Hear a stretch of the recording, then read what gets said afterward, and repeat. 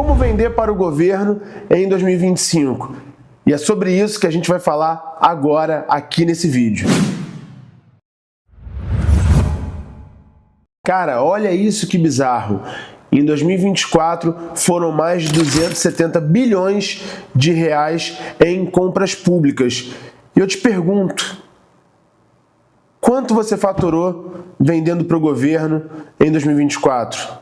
Provavelmente nada, né? E é por isso que eu tô aqui para te ajudar. Porque indo ao encontro desse número, a gente repara que somente 3,5% das empresas brasileiras fornecem produto ou serviço para o ente público. E eu te pergunto, o que você está fazendo do lado de fora? Porque eu posso te garantir que você está perdendo grana. E não é pouca grana não, é muita grana. E quando a gente olha para o total de empresas que estão lá fornecendo produto ou serviço para o governo, os números dizem que mais de 65% dessas empresas são micro e pequenas. Ou seja, tem espaço, tem contrato, tem produto e tem serviço para todo mundo. O que para mim, pelo menos, é surreal, é inacreditável. Ao mesmo tempo, a gente tem uma baita oportunidade, um baita oceano azul aí para você explorar e começar a vender. Então continua aqui nesse vídeo, que a partir de agora eu vou ao que interessa e vou te ensinar como começar a vender já para o governo. Bom, então vamos lá, pessoal. Qual é a primeira coisa que você precisa para vender para o governo? Você precisa ter um CNPJ constituído. E aí a primeira pergunta que provavelmente vocês farão vai ser: o MEI serve? Sim, o MEI serve. Existem muitas dispensas de licitação e o nome dispensa de licitação, não se engane, eu vou ensinar isso em outros vídeos. Não faz com que uma licitação não aconteça. Dispensa de licitação é uma modalidade de licitação, mas existem uma série de dispensas de licitações que o microempreendedor individual pode participar. Eu vou mais além, existem outras que a exigência da contratação é que seja microempreendedor individual. Claro, não são a maioria dos casos, mas em alguns casos sim, a exigência é que seja microempreendedor individual. O que eu quero dizer com isso? Tem contrato para todo mundo. Então, vamos em frente aqui, porque agora, a partir do CNPJ constituído, do MEI que você tem, da empresa limitada, pequeno porte, independente do enquadramento tributário, simples nacional, lucro presumido, lucro real, não importa, eu vou te mostrar o que você tem que fazer para dar o seu primeiro passo e fazer a sua primeira venda para o governo. Depois do CNPJ, você vai precisar ir ao SICAF.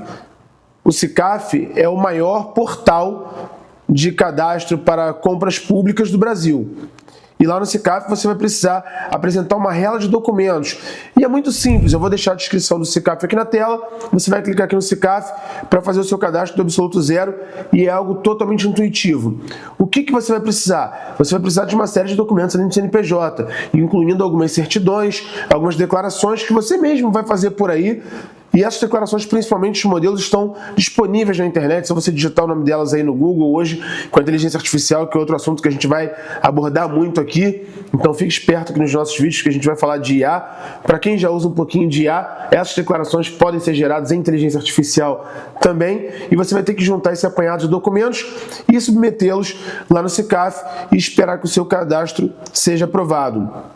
E aí você vai ter, no segundo momento, o seu CRC, que é o seu Certificado de Registro Cadastral, e o seu cadastro no SICAF estará disponível para todo e qualquer ente público que queira ou precise consultar os dados da sua empresa e verificar se realmente você tem a documentação necessária de forma que você possa contratar com o ente público. Pois é, meus amigos, só que não existe só o SICAF no mundo, né? E é claro que os governos, tanto federal, quanto estadual, quanto municipal, e outras autarquias de economia mista, como o Sistema S, Sebrae, Sesc, Senac, por exemplo, contratam também através de outras plataformas. Então você tem aí, além do cadastro no SICAF, nem sempre o SICAF ele vai ser o totalitário ou totalmente necessário para atender às premissas deste ou daquele edital, que também é outro assunto que a gente vai falar já num videozinho separado somente sobre edital, tá? Agora, você tem a possibilidade de se cadastrar, vou destacar aqui os principais de cadastrar o seu CNPJ no Licitações E, que é o portal de licitações do Banco do Brasil. O SICAF, ele está intimamente ligado, enquanto cadastro, ao Comprasnet, que é o maior e o mais importante portal de compras do país. O SICAF aparelha o cadastro de quem utiliza o Comprasnet para licitar, mas a gente tem outros grandes portais, como por exemplo o Licitações E, o portal de compras públicas, o BNC, entre outros. Então, eu também vou deixar aqui uma lista, tá? Com uma rela de portais, aí os 5 ou 6 mais importantes para você se cadastrar e ter acesso às principais oportunidades de compras públicas. Até porque vale falar que as oportunidades, elas não vêm somente diretamente desses portais. Existem as famosas revistas eletrônicas, que você vai precisar assinar se você quiser estar por dentro dos principais conteúdos a respeito do mercado de licitações e das compras públicas. E aí, devidamente cadastrados nesses portais, você vai diariamente fazer suas pesquisas ali nas revistas eletrônicas. Para mim, a principal delas hoje é o Com Licitação, mas existem outras como Licita Já, enfim, e uma série de outras revistas aí eletrônicas como Effect, né, que podem te ajudar nessa busca de oportunidades por edital. Falando em oportunidades, quando você encontra essas oportunidades e vai lá e cai para dentro do edital para entender o que você vai precisar de documentação para disputar a licitação, você começa a entender um pouco mais do jogo, porque um comparativo que eu sempre faço, tá? A Lei 14.133, que é a lei em vigência hoje e que arbitra todos os certames, os contratos de licitação e afins, né, que é uma lei do processo administrativo, ela é como se fosse a regra da FIFA se a gente fosse comparar o futebol, tá? E aí, o que é o edital nessa história? O edital é a regra daquele campeonato específico.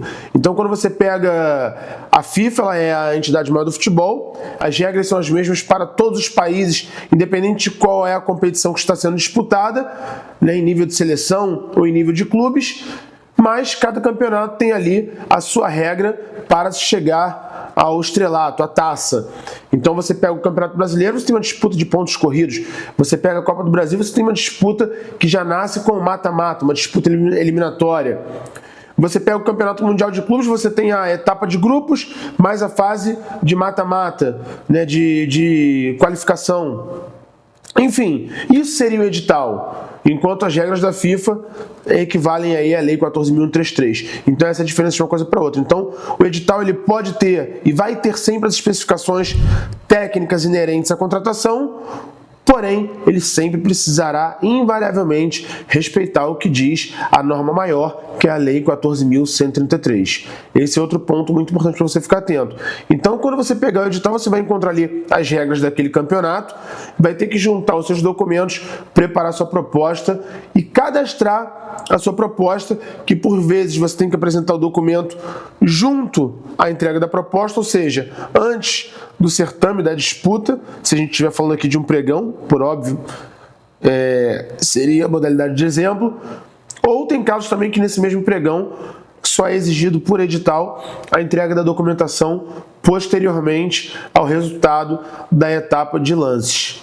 Beleza? Documentação separada, edital muito bem lido, esse é outro ponto muito importante, fazer uma leitura repetida do edital e muito concentrada, anotando os pontos principais para destacar o que você precisa e onde você não pode falhar, porque você está assumindo uma responsabilidade quando você vai disputar uma licitação, para que fique claro isso. E seguindo o modelo convencional de pregão, depois eu vou falar das outras modalidades em outro vídeo, você está prontíssimo para a disputa. Agora é ficar atento ao horário do pregão, verificar se está tudo ok com o seu computador, se você tem uma boa internet, se possível ter uma internetzinha de backup, um computadorzinho de backup, porque vai que na hora acontece alguma coisa, uma internet cai, ou até eventualmente falta luz. A gente espera que isso não aconteça, mas são embrólios que podem acontecer no momento da disputa, então tem que ficar atento a isso, para que sua estratégia não vá por água abaixo.